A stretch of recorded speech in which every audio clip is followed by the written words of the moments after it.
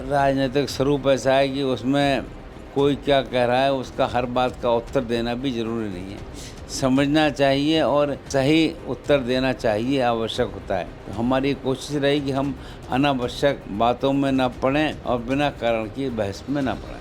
समय का फेर ऐसा होता है कि हर बात को दुरुस्त करने का काम करता है। ये हर एक के जीवन में संभव नहीं है, पर मैंने इतना महसूस किया है कि अगर कोई व्यक्ति 25-30 साल राजनीति में सक्रिय है तो मैं ऐसा मानता हूँ कि जीवन में ये इस स्थान पर आना हर एक के लिए संभव नहीं है। तो मैं आभारी हूँ कि पार्टी ने हमको 8 बार लोकसभा में भेजा और उसके बाद अब ऐसे स्थान पर दिया है जो बहुत ही मुश्किल है। जैसे मैं बहुत ही पॉजिटिवली कहता हूँ, हमारे शहर में मुस्लिम मतदाताओं की संख्या अच्छी है और हम गर्व से कहते हैं कि रात्रि में 12 बजे भी मुस्लिम महिलाएं हमसे मिलने आ जाती हैं और मिलती हैं हमें। ये उनका हमारे प्रति फेथ है, विश्वास है कि ये हमसे बात करेंगे और समाधान भी करेंगे। जो व्यक्ति जनप्रतिनिधि बनता है या बनना चाहता है, उससे बहुत सी बातों की चिंता करनी चाहिए। यदि हम आम आदमी की समाधान नहीं करते हैं, उसको गलत जानकारी देते हैं, गलत बात करते हैं, तो वो हमारे लिए कहीं ना कहीं नुकसानदेह रहेगा। ये हमको समझ में आना चाहिए। अब मतदाता मूर्ख नहीं है। जो आपकी राजनीतिक विरासत है वो आपको लगता है कि आगे बढ़नी चाहिए या आपको लगता है कि ये खुद ब खुद हो जाए? नहीं, ये आपने कहा सही है। अब ऐसा है नहीं। ये अब जैसे आपने आखिरी शब्द कहा खुद ब खुद हो जाएगा, मुझे ऐसा ही लगता है। आज अगर मैं ध्यान करूं तो मुझे किसी से कोई शिकायत भी नहीं है और हर स्तर पर पार्टी के हर कार्यकर्ता ने मेरा हर प्रकार से सहयोग किया, मेरा सम्मान किया और मेरे लिए हमेशा पार्टी के स्वरूप में सहयोग करने का काम किया। भाई जो जैसा करता है उसका फ़ायदा और नुकसान उसको मिलेगा, ऐसा मैं मानता हूँ। कि इतनी तल्ख बातें जब आप बर्दाश्त लिया करते थे और आज की राजनीति में तो ज़रा सा कोई किसी को टेढ़ी नज़र से देख ले तो वो गुस्सा हो जाया करता है। ये हर व्यक्ति का अपना अपना काम करने का तौर तरीका होता है। मैंने एक शब्द आता है अंग्रेजी का, पेशेंस, यानी धैर्य। साधारण बात नहीं है, शब्द का प्रयोग करना भी आसान नहीं है, पर अगर आप धैर्य रखें, लोग की सुने, सही समाधान करें, सब कुछ संभव है। आदाब, नमस्कार। वसीम अख्तर और आप देख रहे हैं द लीडर हिंदी। हम इस वक्त यूपी के ज़िला बरेली में भारत सेवा ट्रस्ट पर हैं, झारखंड के राज्यपाल संतोष गंगवार के साथ। बहुत सी ऐसी बातें आपके राजनीतिक जीवन की नहीं लंबी पारी, अगर हम उसे देखें तो वो आज भी एक उदाहरण है कि 8 बार आप सांसद रहे और 2 बार आप अटल बिहारी वाजपेयी और नरेंद्र मोदी सरकार में मंत्री भी बने। लेकिन उसके बाद भी अगर हम देखें तो आप पर एक भी मुकदमा दर्ज नहीं हुआ, कभी कोई ऐसा इल्ज़ाम नहीं लगा जो और तमाम नेताओं पर लगे हैं। तो ये कैसे संभव हो पाया कि इतनी लंबी पारी खेलने के बाद भी आपका जो करियर था वो बिल्कुल ठीक रहा, कभी कोई इस तरह की चीज़ देखने को नहीं मिली? नहीं, ये बात सही है। हम जब से सक्रिय हैं, हमारी कोशिश रही कि कोई शिकायत हमारे प्रति न हो, पर आज के दौर में कोई भी शिकायत कर सकता है, कैसी बात कह सकता है। पर बरेली वासी भी हमको समझते हो जानते हैं और हमारा काम करने का जो तौर तरीका रहा सब जानते हैं। सबको मालूम है कि हम पर कोई आरोप नहीं लग सकता और उसका एक प्रक्रिया, उसका स्वरूप था। तो हम उस कसौटी पर हमको कोई समस्या नहीं रही और हमारा आचरण, काम करने का तौर तरीका बिल्कुल ऐसी जवाबदेही का रहा कि हमारे प्रति सामान्य लोग शिकायत नहीं कर पाए। देखिए, आपके बारे में ये रहा कि आप बहुत सहज रहे, लेकिन लोग ये कहते हैं कि आप स्वाभिमानी भी बहुत थे। जब कभी कोई असहज बात होती थी और आपके, चूँकि आप स्वाभिमानी भी हैं, तो वो कैसे आप इतना सब कुछ कर लिया करते थे कि लोगों तमाम चीज़ें आपसे कहते थे और आप फिर भी उनको मनाने की कोशिश किया? नहीं, एक तो सामान्य मैंने महसूस किया है कि राजनीतिक जीवन में सुनना मायने रखता है। अगर सामने का कार्यकर्ता या व्यक्ति कुछ कहता है, उसकी बात को धैर्य से सुना जाए और तत्काल जवाब न दिया जाए, सोच समझकर सोचा जाए और उसका निस्तारण किया जाए। और हमें लगा कि इस तौर तरीके पर हमको सफलता मिली और हमसे इसलिए सामान्यतः लोग कम से कम नाराज़ हुए, हमसे शिकायत भी कम रही और इस काम में हमारी कोशिश रही कि हम कार्यकर्ताओं को शिकायत का मौका कम से कम देने का काम करें और हमें लगता है कि हमारे इन प्रयासों में हम सफल रहे। बहुत सी बार ऐसा देखा गया कि आपके बारे में बहुत से लोगों ने बहुत कुछ कहा, लेकिन आपने जवाब नहीं दिया। लेकिन जब पार्टी के लोग भी इस तरह की बातें करते थे और आप जवाब नहीं देते थे उन्हें, तो तब ये कहा जाता था कि नहीं, संतोष जी जवाब तो देना जानते हैं, लेकिन वो आपको लफ्ज़ों में नहीं मिलेगा। नहीं, ये बात दुरुस्त है। कार्यकर्ता जो आता है वो समाधान चाहता है, जवाब नहीं चाहता है। जवाब तो कोई भी दे सकता है, पर उसकी एक समस्या है, वो चाहता है इसको एक सही ढंग से हल किया जाए। और हमारी कोशिश ये रहेगी भाई उसको एक सही उत्तर दिया जाए, सही समाधान किया जाए। और हमें लगता है इतने लंबे दौर के कार्यकाल में हमको इस ओर शिकायत कम से कम मिली। हम लोगों की सुनते थे और उसकी समाधान करने का कोशिश भी करते थे। अच्छा, ये तो जनता की बात हो गई, लेकिन जब कोई नेता इस तरह की बात करता था और आप जवाब नहीं देते थे, तो फिर ये किस तरह से हो पाता था ये? नहीं, ये तो सामान्य बात है। राजनीतिक स्वरूप ऐसा है कि उसमें कोई क्या कह रहा है उसका हर बात का उत्तर देना भी ज़रूरी नहीं है। समझना चाहिए और सही उत्तर देना चाहिए, आवश्यक होता है। और राजनीतिक जीवन में ये अपने मन में विशेषता रखनी चाहिए कि हम किसको क्या जवाब दे रहे हैं और क्या उसका प्रति उत्तर हमको मिल सकता है। तो हमारी कोशिश रही कि हम अनावश्यक बातों में ना पड़ें और बिना कारण की बहस में ना पड़ें। लेकिन बहुत से लोगों का जब हमने देखा कि आगे उनके साथ कुछ बुरा हुआ, तो ये कहा गया कि संतोष जी ने को इन्होंने इस तरह से कहा था, इस वजह से हो गया। तो कभी आपको ये लगता था कि आपको उनको ये सब चीज़ें करनी है आपके खिलाफ? नहीं, सामान्यतः राजनीतिक क्षेत्र में कोई भी कुछ भी कह सकता है।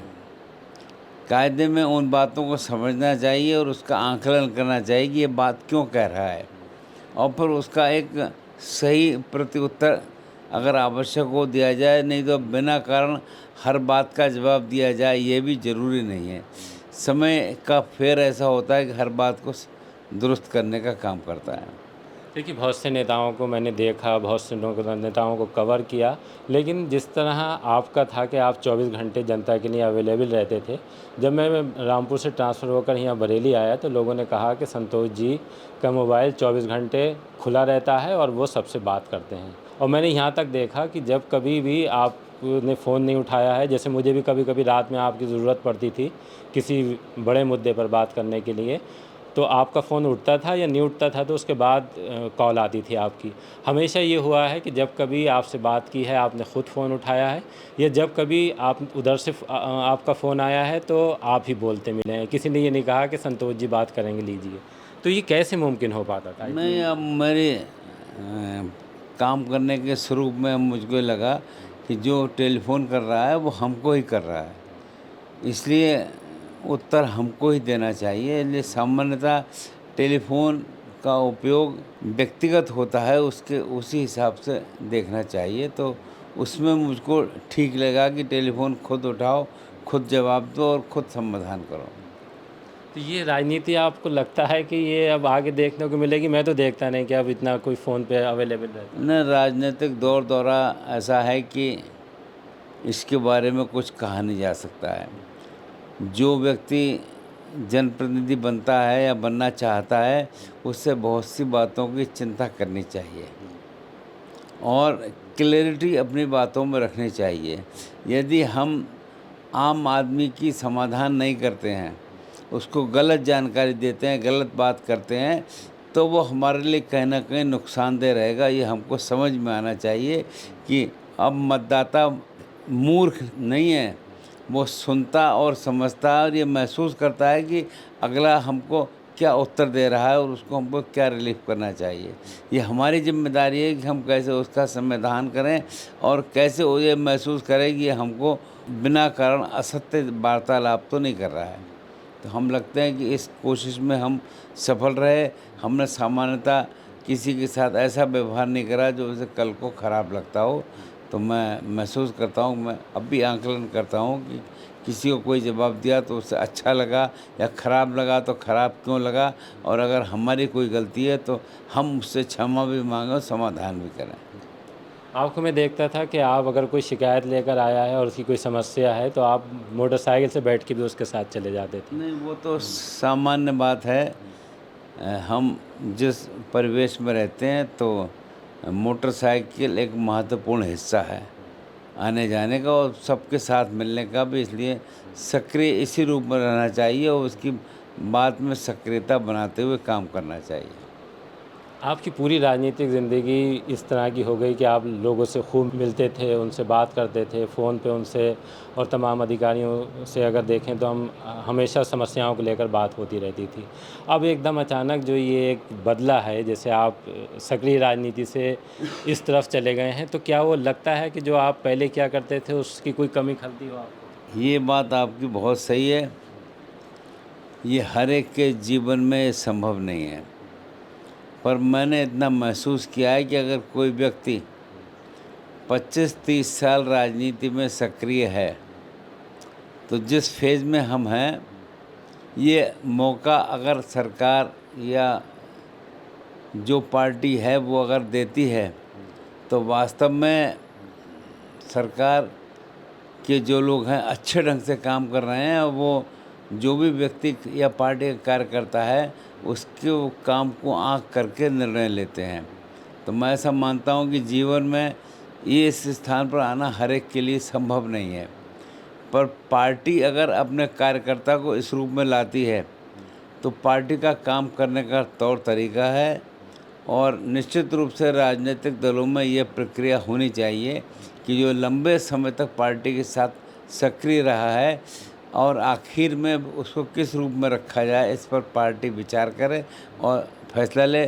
तो मैं आभारी हूँ कि पार्टी ने हमको 8 बार लोकसभा में भेजा और उसके बाद अब ऐसे स्थान पर दिया है जो बहुत ही मुश्किल है और वास्तव में मैं ऐसा मानता हूँ ये लोकतंत्रीय व्यवस्था के अंदर एक विशेष बात है। मुश्किल क्यों लगता है आपको ये? मुश्किल का ये है कि इतने बड़े देश में इस स्थान पर बने रहना आसान नहीं है और काम करना और जिस रूप में मिला है एकदम सामान्य नहीं है।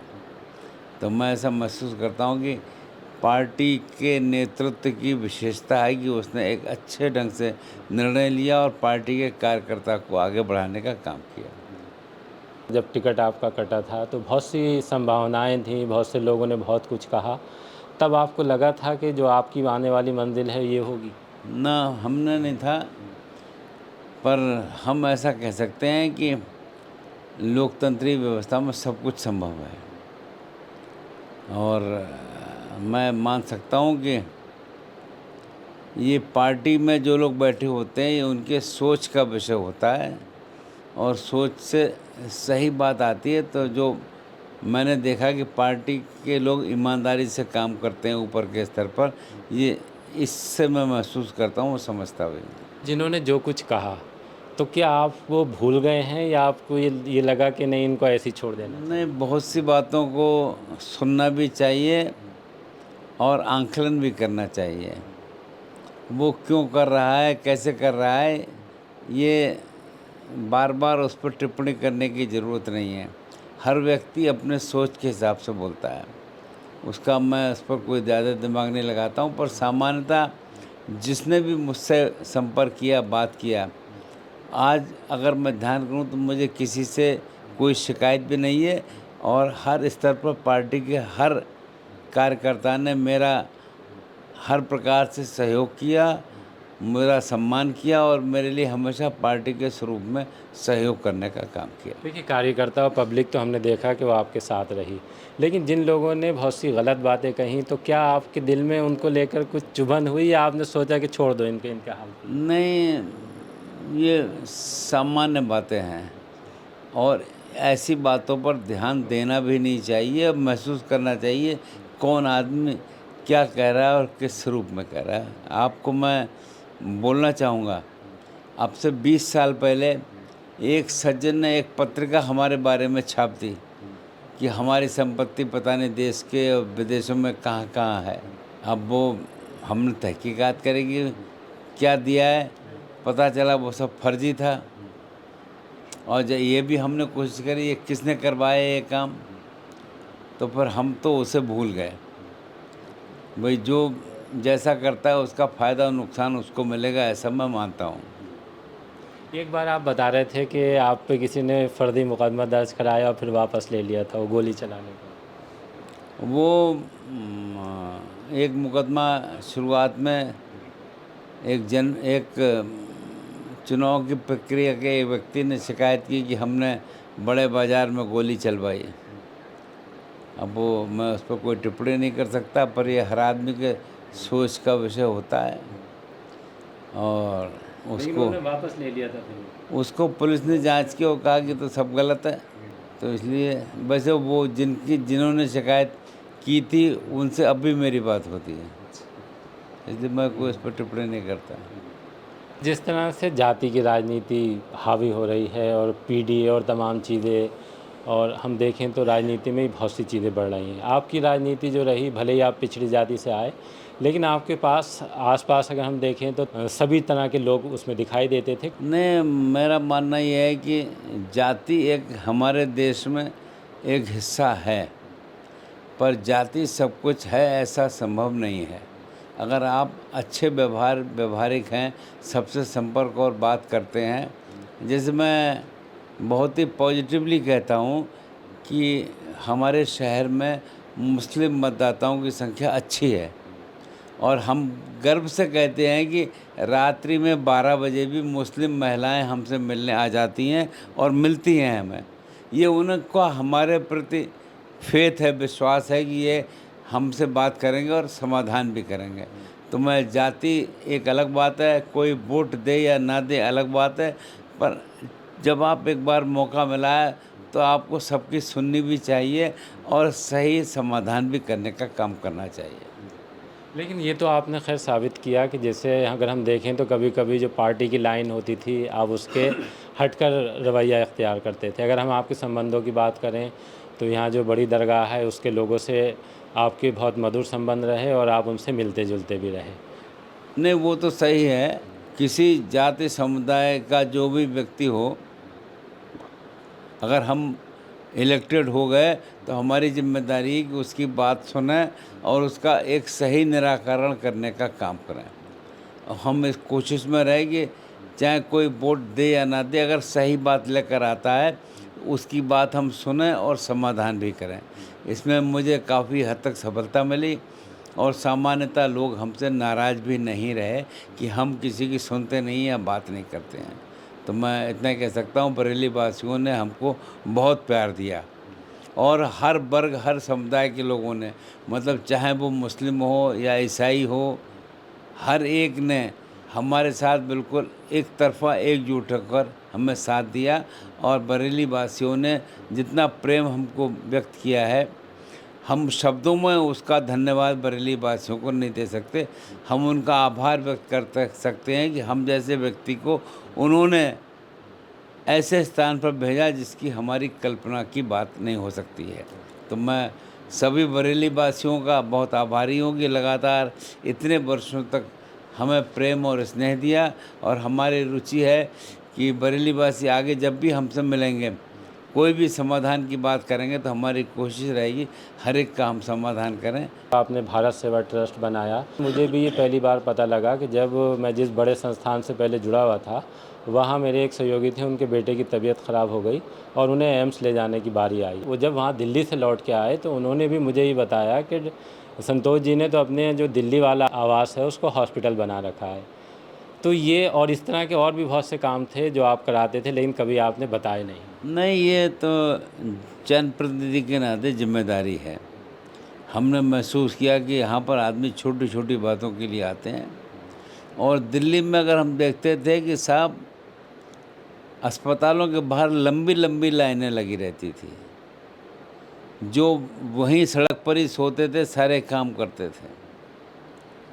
मतलब ये हमें भी देखकर अच्छा नहीं लगा कि भाई ये इतनी दूर व्यक्ति आए, लाइन लगाए, सारे काम करे, परेशान हो। तो हमने कोशिश की, हम जहाँ भी रहे वहाँ हमने 4-5 कमरे इस बात के लिए बनाने का काम किया कि भाई लोगों का समाधान हो, और कम से कम रात को तो रुक सकें, उसे छत तो मिल जाए। हम इसमें सफल रहे। जितने दिन भी हम रहे, जो भी आया वो हमारे यहाँ रुका। हमारी कोशिश रही, क्योंकि बड़े दिल्ली में जो अस्पताल हैं वहाँ पर दिखाना और मरीज को सेवा करना ये आसान नहीं है। तो हमने वाकई में कोशिश करी और लोगों से इसका लाभ भी हमको मिला कि लोगों को सहायता मिली। लेकिन अब जब आप झारखंड चले गए हैं तो तब लोगों को ये दिक्कत नहीं होती कि वो दिल्ली में उस तरह से जैसे आपके यहाँ पहले चले ना, जाते वो तो स्वाभाविक बात है, मैं उस पर कोई टिप्पणी करना नहीं चाहूँगा। हम जनप्रतिनिधियों को कहते हैं वे मरीजों की सेवा करो, करवाओ। अच्छा संतोष जी, क्या है अगला पड़ाव? आपको क्या लगता है कि इसके बाद जो मंजिलें हैं और बड़ी हैं, या आपको लगता है कि लोकतंत्री व्यवस्था में इन बातों का कोई अंत नहीं है। तो हम तो इतना ही कह सकते हैं कि आपको जितनी दिन का जब तक का मौका मिले, ईमानदारी से जवाबदेही के साथ काम करिए। कल को कोई ये ना कहे कि भाई हमारे जनप्रतिनिधि ने, जिस पर हमने विश्वास व्यक्त किया, उसने हमको धोखा दिया या गलत बात कही। और हम इस विश्वास के साथ हैं कि जब तक हम जीवित हैं, कोई भी आता है तो हम उसका समाधान भी करें और उसको ये मौका ना दें कि वो हमारे प्रति अविश्वास करे। अब हम जीवन के उस दौर में हैं कि मैं निश्चित रूप से पार्टी का विशेष आभार व्यक्त करूंगा। पार्टी ने लगातार जिम्मेदारी दी और जनता की सेवा करने का मौका दिया। हमारी कोशिश रही कि इसमें शिकायत ना मिले और हम लोगों को एक अच्छे ढंग से आगे बढ़ाने का काम कर सकें। ये कैसे संभव हो पाता था? मैं भी देखता हूँ कि इतनी तल्ख बातें जब आप बर्दाश्त कर लिया करते थे, और आज की राजनीति में तो ज़रा सा कोई किसी को टेढ़ी नज़र से देख ले तो वो गुस्सा हो जाया करता है। ये आप जो कह रहे हैं ना, हर व्यक्ति का अपना अपना काम करने का तौर तरीका होता है। मैंने एक शब्द आता है अंग्रेजी का, पेशेंस, यानी धैर्य।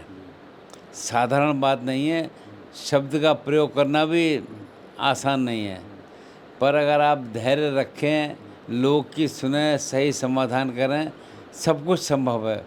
और आज के समय में ऐसे लोग हैं, ऐसे लोगों की बातें सुनते हैं, तो हमें भी लगता है कि हम कैसे अपने आप को अच्छा प्रस्तुत करने की कोशिश कर सकते हैं। ये हमारा प्रयास रहता है और हमें लगता है काफ़ी हद तक हम इस काम में सही साबित रहे और हम कोशिश करते हैं कि सामने वाले को ऐसी बात ना कहें जो उसको ख़राब लगे। भारत सेवा ट्रस्ट आपने स्थापित किया था, अर्बन कोऑपरेटिव बैंक बनाया, और इसके अलावा जो चिकित्सीय सुविधाओं के लिए लोगों को आपको ठहराने की व्यवस्था थी, उसके पीछे मकसद क्या था? नहीं, सामाजिक जीवन में जब आप काम करते हैं, ऐसे काम करने चाहिए जिसका आउटपुट लोगों को मिले। मुझे प्रसन्नता है कि जो हमने बैंक बनाई, कोऑपरेटिव क्षेत्र में उत्तर प्रदेश की पहली मल्टीनेशनल बैंक हुई है। अब से पहले कोई मल्टीनेशनल नहीं हुई और अच्छे ढंग से बैंक काम कर रही है और एनपीए शून्य है, अच्छे प्रॉफिट से काम कर रही है। पर वास्तव में एक काम करने का तौर तरीका है। बाकी समाज में जहाँ जिस ढंग से भी हम लोग सेवा कर सकते हैं, हम इस कोशिश में रहते हैं, उसके हिसाब से काम भी करते हैं। अच्छा, जो आपकी राजनीतिक विरासत है वो आपको लगता है कि आगे बढ़नी चाहिए? कोई ऐसा इंतज़ाम होना चाहिए आपकी तरफ से, या आपको लगता है कि ये खुद ब खुद हो जाएगा? नहीं, ये आपने कहा सही है, अब ऐसा है नहीं। ये अब जैसे आपने आखिरी शब्द कहा, खुद ब खुद हो जाएगा, मुझे ऐसा ही लगता है। मैं ऐसा महसूस करता हूँ कि हम किसी के अंदर कोई चीज़ भर नहीं सकते हैं। अगर उसके अंदर काम करने की क्षमता होगी, रुचि होगी, तो अपने आप आगे बढ़कर आएगा और उसे मौका मिलेगा। तो हम इसलिए इस ओर ध्यान भी नहीं देते हैं, पर हमारा मानना है कि समाज की सेवा का अगर मौका मिले तो करनी चाहिए। और समाज की सेवा साधारण काम नहीं है। नेता तो बहुत से हो सकते हैं, पर जो नेता विश्वास पैदा करे लोगों का, जो नेता लोगों में रुचि पैदा करे, लोगों को महसूस हो कि ये इस नेता को अगर हम बात करेंगे तो हमारी बात को सुनेगा और सही समाधान करेगा, ये आसान नहीं है। और हम इस कोशिश में रहें कि जब तक भी हम काम करें, लोगों को शिकायत का मौका ना दें कि इन पर विश्वास किया था, इन्होंने हमारा ध्यान नहीं दिया। तो मैं आभारी हूँ आपका, ख़ास तौर से आपने मुझसे बात की। पर यह भी सही है कि राजनीतिक क्षेत्र में काम करना आसान नहीं है। लोगों को अपना बनाकर ले चलना एकदम ऐसा काम है कि जो संभव नहीं है। और आज के समय में हर व्यक्ति जिस ढंग से अपना काम कराना चाहता है उसको बनाए रखना, उसको विश्वास में लिए रखना, ये साधारण बात नहीं है। हम कोशिश करते हैं कि शिकायत का मौका लोगों को ना मिले, पर ये क्षेत्र और इस 140 करोड़ की आबादी वाले देश में, जबकि एक सांसद के लिए कम से कम 20-25 लाख लोगों से मुकाबला करना होता है, कैसे सब बना सके, सबको अपने साथ जोड़ सके, ये साधारण बात नहीं है। सबको साथ में लेकर चलना बहुत ही मुश्किल काम है, पर हम परमात्मा को धन्यवाद देंगे कि हमें जब भी मौका मिला तो हमने कोशिश की कि किसी को हमसे शिकायत का मौका ना मिले, और दिनों रात इस प्रयास में रहे कि हमारा काम करने का तौर तरीका सही रहे। देखिए, अभी आपने भारतीय जनता पार्टी के बहुत सीनियर लीडर, झारखंड के वर्तमान में राज्यपाल, 8 बार के बरेली से सांसद, अटल बिहारी वाजपेयी और मोदी सरकार में मंत्री रहे संतोष गंगवार जी को सुना।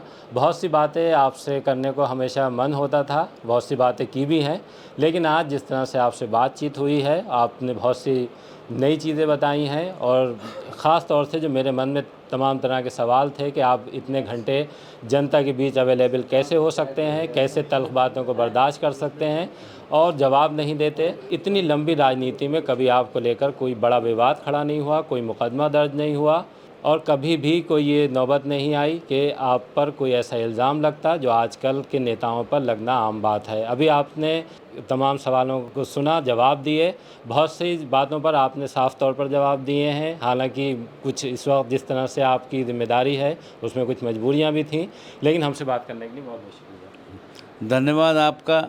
सभी श्रोता भाइयों को ये अवश्य कहना चाहूँगा कि मेरी द्वारा बताई गई कुछ बातें अगर लोगों ने सुनी हैं और उसमें मुझसे कोई जवाबदेही करनी है, वो निसंकोच हमारे पास आकर हमसे बात कर सकते हैं, क्योंकि जीवन के हर क्षेत्र में समझना चाहिए और समाधान करना चाहिए। अगर किसी साथी की कोई सलाह हो तो वो हमसे जब चाहे तब बात कर ले। तो मैं इस वार्ता के लिए बहुत बहुत धन्यवाद दूंगा, और इस विश्वास के साथ कि लोकतंत्रीय व्यवस्था हमारे देश में अच्छे ढंग से चले और अच्छे परिणाम के साथ काम करे। धन्यवाद।